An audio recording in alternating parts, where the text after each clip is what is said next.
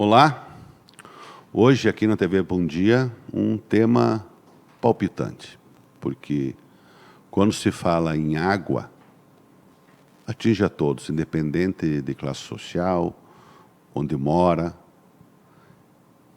e a população sempre quer soluções, quer ter água na torneira e água de qualidade.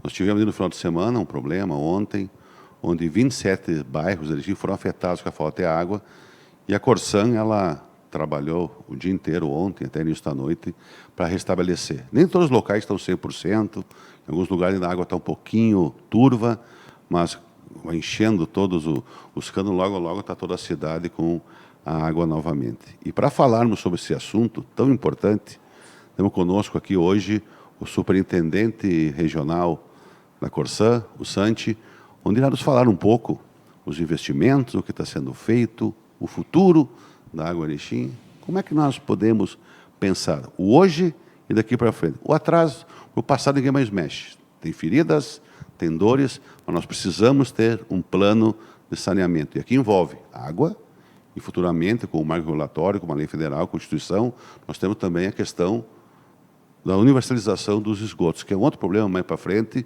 que ainda vão ter que falar muito tempo sobre isso ainda. Santos, seja bem-vindo aqui à TV Bom Dia. Obrigado por aceitar nosso convite. Muito obrigado pela oportunidade.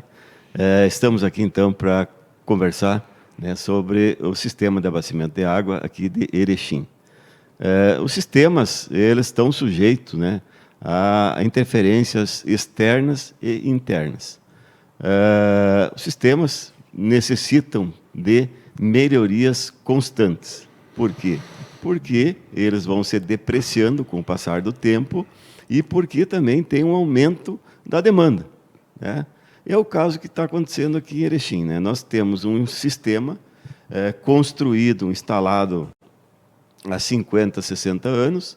A cidade foi crescendo. Naquela época, foi projetado já com a perspectiva de talvez 30, 40 anos para frente, mas a cidade cresceu talvez acima da média, ou o tempo passou mais do que aquele necessário já para fazer os investimentos. Então, é por isso que nós estamos identificando problemas de abastecimento na periferia da cidade, né? Pegando Jaboticabal, Três Vendas, Aeroporto e tantos outros bairros que são distantes do ponto de produção de água e, normalmente, pontos altos. Então, tudo isso dificulta.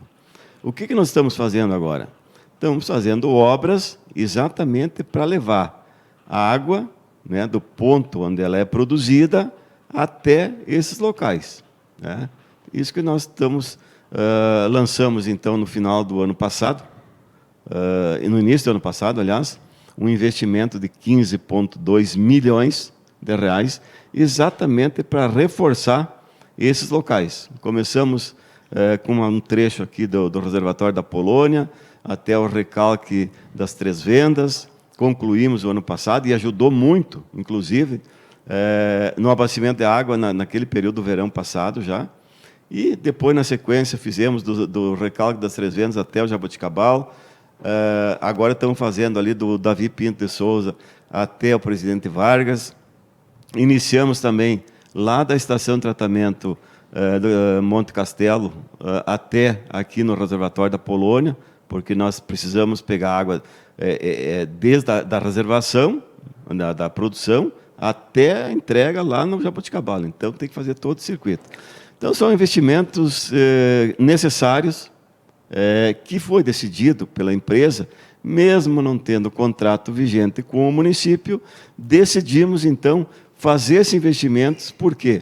Quando esse contrato foi considerado nulo, nós ficamos com a responsabilidade de continuar prestando... Até porque um serviço essencial não pode sofrer interrupção, né? Exatamente. Então, nós continuar executando o serviço e, para que a população receba esse serviço a contento, nós entendemos que seriam necessários esses investimentos e iniciamos, então, no ano passado. Ainda todos eles não estão dando resultado, porque não foram concluídos e demora um pouco ainda. mas já é uma perspectiva aí de que já tem esse trecho pronto. Agora o presidente Vargas vão terminar até o dia 20 de abril. Esse outro aqui também, que vem para a Polônia, no máximo em 30 dias nós terminamos, já está aqui nos trilhos desde lá, passando aí pelo todos esses colégios, que eu não lembro o nome da rua aí. Mas, enfim, são investimentos grandes e necessários para que a gente consiga atender, então, a população. Santi, quando tu fala que a população cresceu, então, me dá a entender, me corrija se estou enganado, a Corsã tinha esse entendimento que a população cresce, né? Então, automaticamente, faltou investimento ao longo desse período para projetar esse crescimento. Por isso que faz esse investimento agora, né, é sinal que faltou ao longo do tempo para prever esse crescimento. Porque a gente sabe que a tubulação quebra, nós temos uma grande perda de água tratada, que é um problema também que temos aqui, não sei se é 40 e poucos por cento, não sei em que percentagem está hoje, que é uma água tratada que acaba não sendo aproveitada, né? Então, isso foi uma falta de investimento, uma falta de planejamento ao longo dos anos? Não, o que acontece? Nós estamos com esse contrato desde 2016 tornado nulo. E a Corsã, lógico, com esse compromisso de abastecer, essa situação que nós comentamos agora do desabastecimento das pontas, ele se acentuou mais nos últimos anos, até porque teve um crescimento maior agora nos últimos anos. Então, loteamentos, perímetro urbano ampliado. Loteamentos, exatamente. Então, é nesse sentido. E nós estamos investindo muito forte mesmo na questão das perdas, né? As perdas no estado do Rio Grande do Sul como um todo, em todos os municípios, e não só no estado, no Brasil como um todo, são muito elevadas, né? Não se admite, não se aceita perdas em torno de 40%, 45%. Então, inclusive nos contratos, nos aditivos que nós estamos firmando com os municípios, além daquele compromisso que nós temos de universalizar o sistema de abastecimento de água com 99% e 90% de coleta e tratamento de esgoto até 2033, também tem uma cláusula lá que nós temos que reduzir as perdas para um patamar aceitável, que é em torno de 30%. Então, é claro que isso vai depender de muitos municípios, uns estão com 40%, 50% de perdas, outros menos de 30%, mas, enfim, municípios maiores têm uma perda elevada e nós temos, sim, que atuar muito forte nisso. Já iniciamos em outros municípios, aqui em Erechim também. A nossa topografia aqui ela é bastante acidentada, nós temos parte alta, parte baixa, estamos instalando VRP, porque a pressão é o maior inimigo da tubulação, onde tu tem uma pressão acima do aceitável, a tubulação vai se romper, né? E por isso que nós estamos instalando VRP, setorizando, para poder equilibrar o sistema como um todo. Vou contar uma história. Lá no início dos anos 2000, Santi, Erechim viveu 3 racionamentos. Foi um período longo, desafiador, e eu quis buscar não na parte técnica, eu quis buscar na história o porquê disso. E fui entrevistar um historiador já falecido, Walter Menegatti, e por que falta água em Erechim tão rápido? E ele me contou a história política e a questão técnica do negócio. Quando Erechim foi criada, o político era o Torres Gonçalves, o que criou o traçado. E o técnico era tipo como fosse um vice-prefeito, um vice-superintendente, era o Severiano de Almeida, que entendia do métier. O outro era o político, positivista, e o Severiano de Almeida, o cara que entendia do que ia fazer feito. E ele dizia para o Torres Gonçalves: Torres, não vamos fazer Erechim aqui. Olha a questão geográfica. Vai faltar água. Vamos fazer lá em Getúlio, que lá tem água. Getúlio Vargas. Não, vai ser aqui, aqui passa o trem, passa o trem, passa o trem. E a força política suplantou a parte técnica. E o tempo mostrou que o Severiano estava certo. Por que eu faço essa lembrança? Porque quando teve esse racionamento nos anos 2000, em 3 oportunidades, teve aqui o ex-governador, na época que era o Tarso Genro, aí as pressas, aquele recurso federal para fazer a transposição do Cravo. E a minha pergunta é bem sobre o Rio Cravo. Ele é finito? Ele pode dar essa contribuição? Até quando? O que nós temos que fazer para ampliar a reservação numa questão geográfica que armazena pouca água? Então, acho que isso demonstra, já dá para entender, né? Porque a Corsã, apesar de ter acontecido aquele racionamento lá nos anos 2000, com a mesma barragem, nós conseguimos passar todo esse período e passamos por 4, e agora estamos enfrentando o 5º ano consecutivo de estiagem severa, prolongada, talvez maiores do que aquela época. E não tivemos racionamento em nenhum desses anos. Claro. Mesmo tendo então, se não tivesse o CRAU, provavelmente nós teríamos. Certo, mas a barragem ela tem um volume de acumulação não é muito significativa, né? Nós temos ali o Leãozinho e o Ligeirinho, temos também o Rio do Campo e temos o Rio do Cravo. O Rio do Cravo, sim, é uma sustentação importante para a Corsã, né? Para manter, tanto é que a vazão, mais de 50% da vazão de consumo da população vem do Rio do Cravo. Então, até quando ele vai suportar? Nós precisamos baixar perdas. Isso já foi comentado. Se tu baixar, né? 15%, Sim. tem 15. Quantos dá em litros isso no dia a dia? Imagina. Né? De 45 para 30, tu tem 15% de água nas torneiras. Exatamente. Então, fazer esse gerenciamento, esse trabalho, redução de perdas. É claro que, se for necessário, tem que fazer uma barragem. Eu acho que ali no Rio do Cravo comporta, sim, uma barragem de acumulação, porque a barragem ela não necessariamente depende exclusivamente do fluxo do rio, claro, naquele período. Ela acumula água ao longo do inverno, quando tem precipitações acima da média, né? E depois, quando você precisa, você vai abrindo. Então, o novo reservatório é uma solução bem plausível, né? Então, você imagina, se o Rio do Cravo, junto com o Campo, junto com o Aquífero do Guarani, que está ligado hoje, e o Leãozinho e o Ligeirinho, já estão dando suporte nesses períodos críticos. Se fizer uma barragem lá e reduzir perdas, nós temos água por muitos e muitos anos, né? Santi, na época, quando foi feito o Aquífero Guarani, que nós temos toda essa base aqui embaixo, né, que passa aqui pelo Alto Uruguai, na época, os exames mostraram que ele tinha uma água salobra, que não usavam tanto. Só pode usar ele quando tem uma quantidade alta de água? Ou em que momento tu pode acionar ele?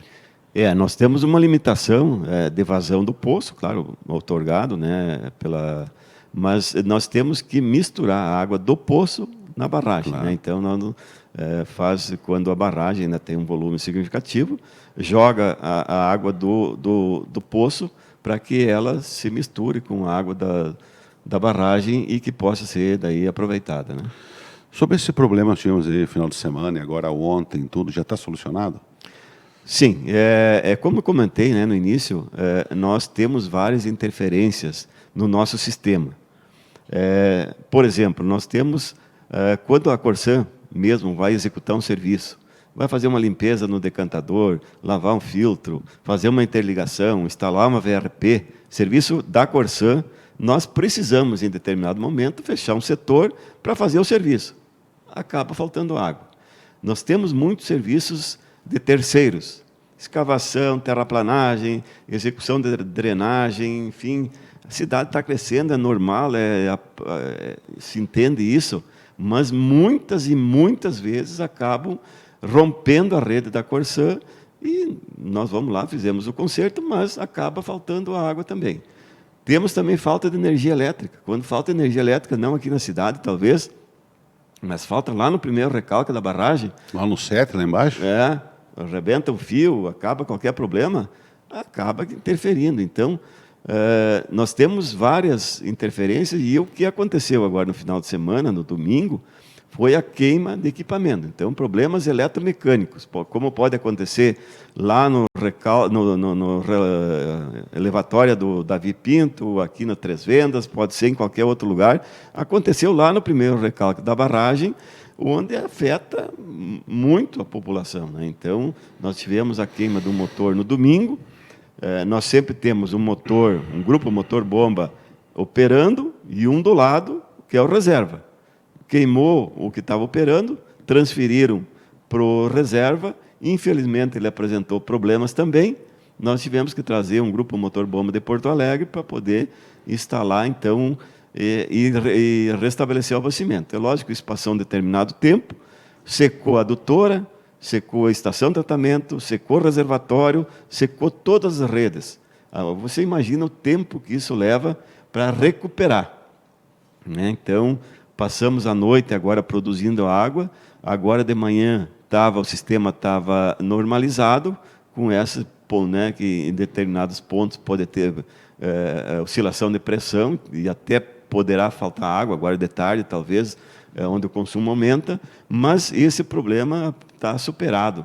E esses problemas que nós temos que avaliar, que eu comentei, de interferência da própria Corsan, de interferência de terceiros, queima de equipamento, falta de energia, são pontuais, passageiros, com prazo 2 dias, 1 dia, algumas horas. Agora, esses problemas crônicos de falta de água, isso não pode acontecer. Toda semana, todo sábado, todo domingo, isso nós temos que corrigir, né? E isso nós estamos corrigindo exatamente com esses investimentos que estamos fazendo. Em função dessa estiagem prolongada, Santi, o que aconteceu? Tu sabe que a rede social ela é palco de tudo que é tipo de discussões. O que se levantou, e eu já fui checar com a assessoria da própria da Corsan e da IGEA, que o pessoal estava desconfiado em função dessas constâncias de falta de água, não só nessa grave dessa semana, mas de outros momentos que talvez não poderia faltar. Será que não estão fazendo um racionamento velado, sem nos avisar, em função de estar acabando a água? E eu tive a resposta ontem que não, que isso foi uma infeliz coincidência. É por aí mesmo? E é por aí mesmo. Não estamos fazendo de forma alguma racionamento. E comentei, né, que se pegar ali dia 13 e 4, houve um rompimento de rede por terceiros. Dias 14 e 15, acho que por aí, a Corsan mesmo fez uma parada para interligar uma rede. E agora, dia 24 e 23, houve essa... Então, foram na sequência, o morador entende, poxa, mas cada semana, cada 10 dias, ou 15 dias está ocorrendo falta d'água. Mas por situações diferentes e por um período curto, né? Então, mas nós temos que corrigir, temos ciência disso, né? Que nós temos a responsabilidade de manter o abastecimento de forma regular. E vamos trabalhar para isso. Santi, vou entrar um pouquinho na questão, não sei se tu vai falar muito, mas eu só quero contextualizar essa questão judicial. Em 2016, isso foi tudo em função daqueles racionamentos do passado, e não foi um prefeito, foram os vários, porque em 98 foi feito um contrato. O primeiro contrato da história, antes era diferente a legislação, né? Era um contrato que era para 10 anos. Numa das cláusulas daqueles 10 anos, dizia que no ano anterior, o prefeito que está no poder tinha que botar uma carta de intenção para a Corsan se ele tinha interesse ou não de renovar o contrato. Na época, então isso em 2007, no 9º ano do contrato, o prefeito era Eloy Zanella. Ele encaminhou uma carta para a Corsan dizendo que o município não tinha intenção de renovar o contrato, porque no ano que vem vencia. Quando chegou 2008, pela complexidade do tema, e realmente é complexo o tema, e era o ano eleitoral, ele disse, pela complexidade do tema, vamos deixar para o próximo prefeito resolver o problema. 2009 entra Paulo Polis, ficou 8 anos. Aí que entrou os 3 racionamentos, né, depois disso. E naquele momento começou uma discussão de vamos trocar quem nos fornece, se não está entregando, vamos buscar alguém que nos entregue. Até que em 2016 foi lançado esse edital para concessão de água e futuramente de esgoto que veio, né, posteriormente. Várias tentativas foram feitas de lançamento, aí tem a briga jurídica, que é, como em qualquer litígio, faz parte do processo, né? Daí a Corsan entra com o município, depois, no momento da venda, o Estado também reforçando o interesse, que para a própria IGEA e Erechim é uma boa moeda de troca, muito maior que os municípios menores, onde tu acaba fazendo todo o serviço para, na rede, tu ter teu lucro, toda empresa que é lucro. Isso não vamos ter ninguém se hipócrita de dizer que todo mundo é bonzinho, não. É lucro. Mas para ter lucro tem que prestar o serviço, sempre digo, né? Não é questão de pagar. Se tu pagar e receber o serviço, tá bom. O que é caro? O caro é o que tu não recebe, não é o que tu paga, né? Eu sempre digo.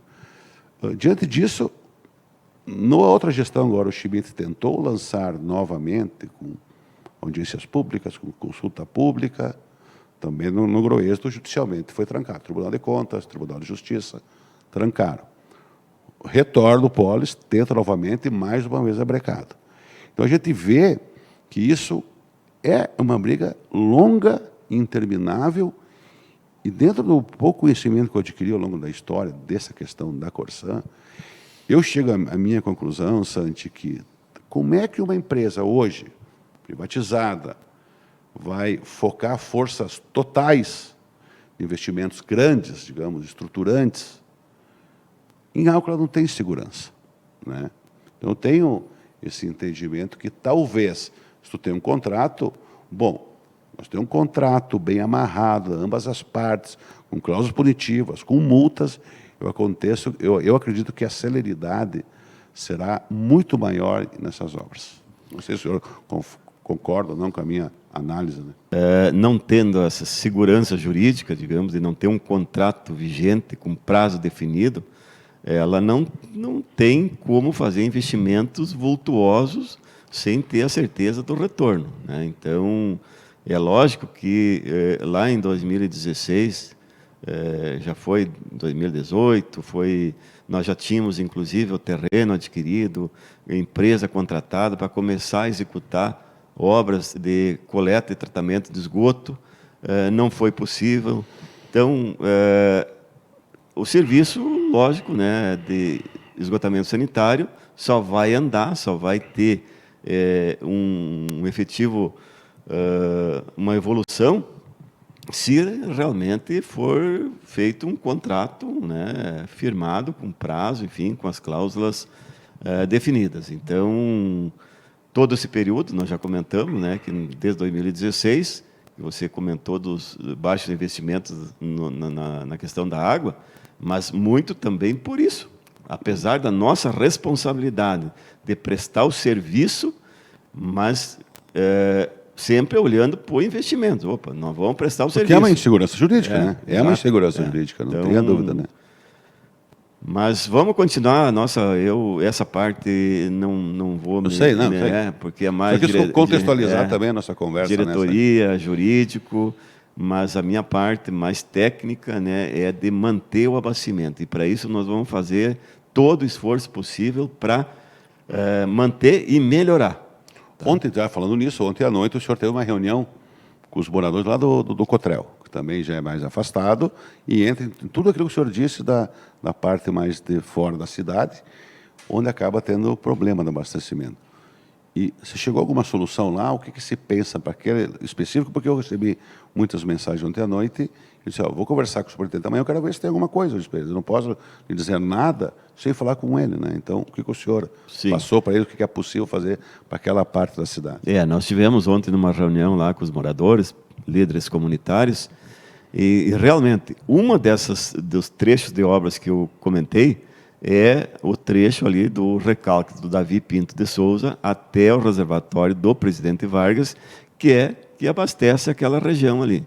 Então, a obra está 80% concluída e pretendemos e assumimos, inclusive, o compromisso lá com os moradores de, até o final de abril, colocar em operação essa rede, que não é substituição, é uma rede paralela com o diâmetro 3, 4 vezes maior do que o existente, exatamente para levar a água, que hoje ela vai distribuindo em marcha, quer dizer, ela vai abastecendo as residências e o que sobrar vai para o reservatório. Nós vamos fazer o contrário agora, nós vamos encher o reservatório e vamos distribuir de água. Isso vai dar uma maior segurança e nós vamos ter uma estabilidade maior na pressão, porque hoje você imagina os motores ter que bombear água para a água ir subindo até chegar no reservatório, né? Enquanto depois você vai ter o fluxo contrário com uma pressão estabilizada. Então, para aquela comunidade, assim como para o Jaboticabal,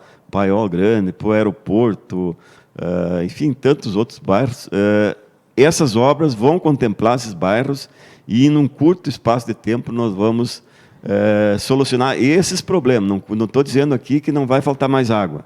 Sempre que ocorrer algumas questões relacionadas àquilo que eu comentei, de falta de energia, rompimento da adutora, queima do equipamento, vai acabar faltando água, mas não essas faltas constantes aí de todo final de semana, toda semana. Fiquei 5 dias sem água, né? Isso nós vamos tentar eliminar com essas obras que nós estamos fazendo agora.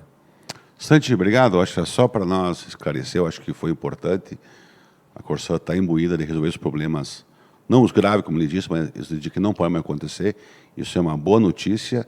E a gente está aqui para isso, para mostrar e para cobrar também que o serviço seja de boa qualidade. E mais do que tudo, pessoal, no período de estiagem, a população também tem que fazer a sua parte. Se entende que tu fica sem água e tem que ficar brabo mesmo, tem que ficar, tem que espernear e tem que cobrar o serviço. Nós temos que fazer a nossa parte enquanto consumidor e, quando for possível, poupar. Pensar no próximo que também necessita dessa água que é tão poderosa para todos nós e tão vital para o nosso dia a dia. Obrigado, Santi. Muito obrigado, um grande abraço. Então, dessa forma, nós tentamos, né, elucidar aqui um pouquinho dos investimentos que estão sendo feitos e o que será realizado para evitar esses problemas da falta de água. Até.